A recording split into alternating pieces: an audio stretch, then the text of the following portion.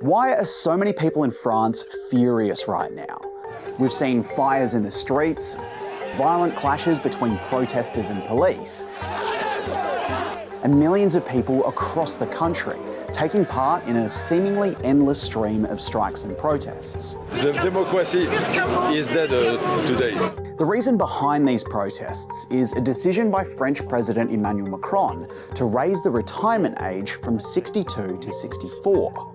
Now, seeing this level of anger over a decision about retirement age may seem confusing to people outside of France, especially considering that France had one of the lowest retirement ages for an OECD nation, and even at 64, it's still in the bottom half.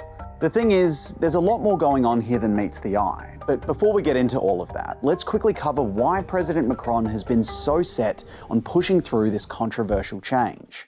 In simple terms, it has to do with rising debt and an ageing population. People in France have been living longer, and birth rates have been dropping. And when you combine these two things, you can end up with an ageing population. Au moment où moi je suis rentré dans la vie active, il y avait 10 millions de retraités. Il y en a aujourd'hui 17 millions. Dans les années 2030, il y en aura 20 millions. When a bigger percentage of your population is retired, more of your country's spending inevitably goes towards pensions, and also to things like healthcare. Not only that, but it can also mean having fewer people in the workforce, and that has its own set of knock-on effects too. One of which is often less tax money going to the government. France is already far and away one of the highest proportionate spenders on pensions in the OECD, and it also has one of the biggest debts in proportion to GDP in the EU.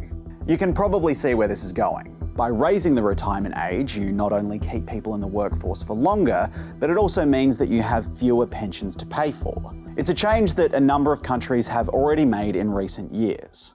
So, why exactly are so many people in France so angry about all of this? It's not just that people are angry about what the change is, there's also anger at who made the change and how he did it. But let's start with the what, because there's a bit to unpack here.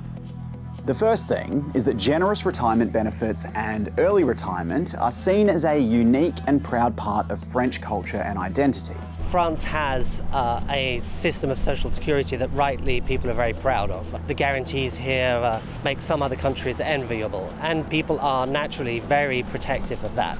There's also the pretty basic fact that most people aren't really keen on the idea of having to work longer. Some protesters say they're also worried about age discrimination, arguing that it's already tough for a lot of people in their 60s to find and keep work. No, it's not true that you can work until you're 64 years old. Not because you don't want to, but because companies are laying off seniors.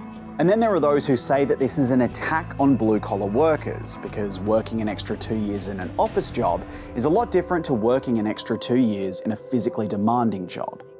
This last point in particular ties into a narrative that's often pushed by opponents of President Macron, that the president, a former investment banker, is an elitist and a friend of the rich. A number of the protesters have been arguing that the president should be raising taxes on the ultra-wealthy instead of raising the retirement age. They're looking for solutions to finance the pension system.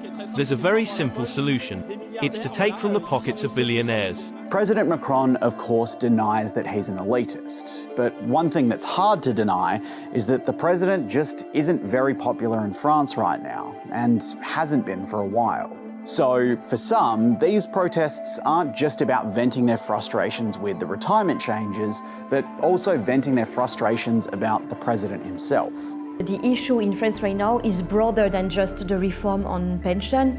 It's people being angry about the very neoliberal political agenda that Macron has been pursuing.